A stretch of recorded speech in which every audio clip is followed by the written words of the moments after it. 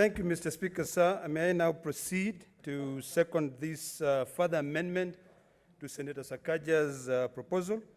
Mr. Speaker, sir, as I agreed to second this proposal by my dear friend from the great people of Meru, I did so because I want us to have a way forward. Mr. Speaker, sir, in Senator Sakaja's proposal, we had a formula which was Y = A + B. Mr. Speaker, sir, if you may protect me. Order, senators. Let's consult in low tones. So, Mr. Speaker, sir, I've looked at the proposal which have been suggested by my good friend, and it gives us a way forward. If you look at the amendments, or rather the proposals by the committee, they were creating a huge disparity in this country. Mr. Speaker, sir, when some of us were bringing in our own amendments, we wanted a situation where we can minimize the losses. What Senator Linturi has done is to try and bring sanity and to ensure that we are one nation. Mr. Speaker, sir, if you compare, and I have a lot of respect for Senator Amatangi, and I had him quoting the Constitution and looking at the parameters. What we are doing in this House is that we are taking into consideration the proposals given to us by CRA, and we've made changes to them. Mr. Speaker, sir, if you go through the parameters, and this is why I feel greatly honored to further second the amendments brought by Senator Linturi, is because they have reduced the disparity. Mr. Speaker, sir, where a county was losing 2 billion, a county is now losing 177 million. This will help that county continue with their services uninterrupted. Mr. Speaker, sir, where Narok County was losing 853 million, with the proposal brought by my dear brother here, I'm now only losing 130. Mr. Speaker, sir, Article 217 talks of a basis. It doesn't even talk of a formula. It talks of a basis. And that is why we came with the base and say, what Senator Linturi is now proposing is that we have a base of 270 billion, which should be shared with all the counties. And then the different, the 41.6 billion, be applied using the following parameters.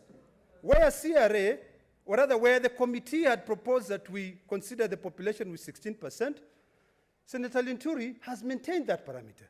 Where he said health at 20%, Senator Linturi has gone down by 1% to 19%. Mr. Speaker, sir, where it has actually helped us a lot is really squarely on the land parameter, where the committee was bringing it down to 5% and capping it down and also introducing a square root. Senator Linturi has gone further and now said, let us maintain what the CRA recommended. Mr. Speaker, sir, when I hear us talking about the issue of data, statistics, I wonder which country in the whole world that promotes devolution, that reduces a county into a square root, into a circle. Mr. Speaker, sir, that data does not exist.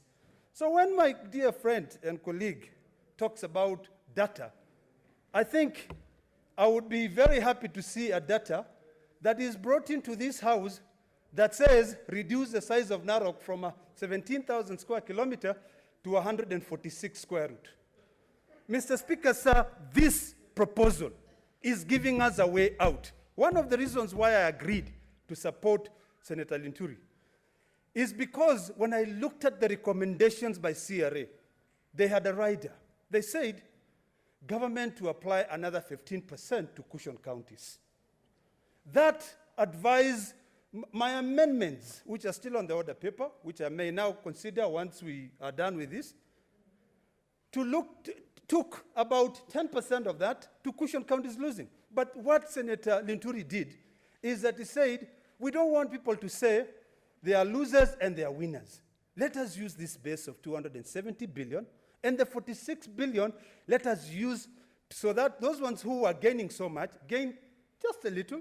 Those who are losing, lose just a little. And Mr. Speaker, sir, those numbers are here.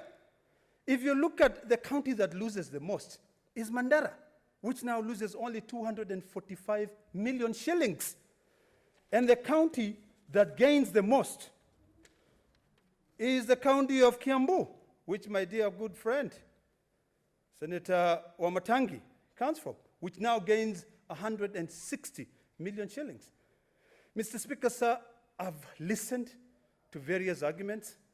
I've listened to arguments of population, and it really begs the question. If population equals the amount of revenue that a county generates, why is it that only 5 counties out of the 47 counties only raise revenue above 1 billion shillings? So, Mr. Speaker, sir, this is an issue that we all must be willing to lose some and win some, gain some and lose some. This is the way forward. This is a position for us now to also relax our position. Mr. Speaker, sir, the best option was Sakaja's option, where no county was losing. Every county was gaining. But now when they bring in the other issues of population increase and everything, we said, okay, fair enough. Let's do this. We are willing to recede our ground and say, let us now admit what my dear brother, Senator Linturi, and I thank the people of Meru. And I want to tell the people of Meru that they have a senator, a leader, who clearly reads Article 96 of the Constitution, that is here to protect the interests of counties and their government.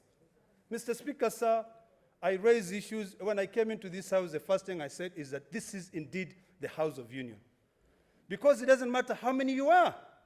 There's only one delegation, one vote. So, Mr. Speaker, sir, what Senator Linturi is doing to this country is giving us a way forward. Because those who are supporting the committee report are doing so not knowing, or rather knowing, that they'll create a huge disparity in this country. What Senator Linturi has done is something honorable.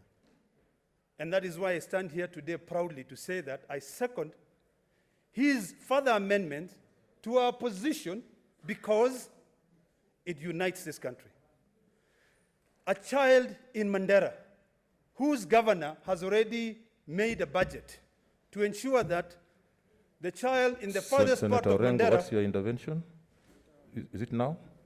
Okay, I can see you. Of order after he finishes. Okay. I don't want to interfere. Yes, sir. Mr. Speaker, sir, a child in Mandera deserves everything that a child in Kiambu has, or an opportunity. It saddens me when I hear debates where people keep on talking about, forgetting about them. If we are indeed genuine, what we should be doing is to make sure that a child in Mandera can be able to say, I have a brother in Meru. I have a brother in Narok. And that brother in Narok or Meru can be able to get access to the same services that I have here. Mr. Speaker, sir, Senator Linturi's proposal, and I want to tell Kenyans this, now softens our ground. Because we were of the opinion that since there's no more revenue being collected because of COVID and other circumstances, which also include corruption, what we can do now is, since we cannot continue getting the same amount of money that we are getting in the last financial year, since that one is making other people think that, no, it's not the way to go, or there are more Kenyans than others, those who are gaining, gain a little. Those who are losing, lose a little. Mr. Speaker, sir, in my proposals, actually, it was only going to cushion counties that were losing. But when I saw Senator Linturi's proposal, then I said it's a win-win situation for everyone. And that is what even our other leaders outside there have been talking about, win-win.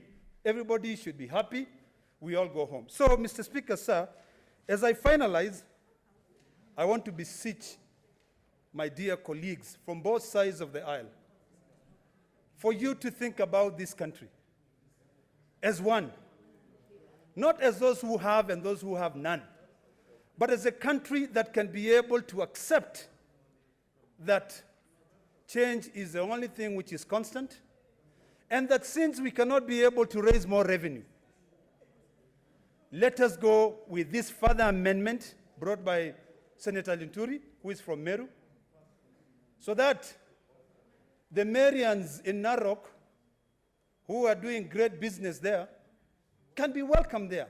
And they cannot be seen as if you guys are coming here to make money from us, but when we generate more revenue, you do not want to support us.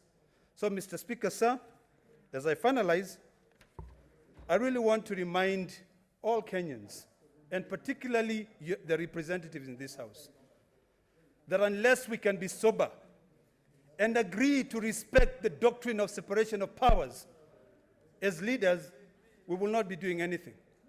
It is about time, Mr. Speaker, sir, that this House stands as a Senate of the Republic of Kenya, make decisions which are solely sound and supported by facts.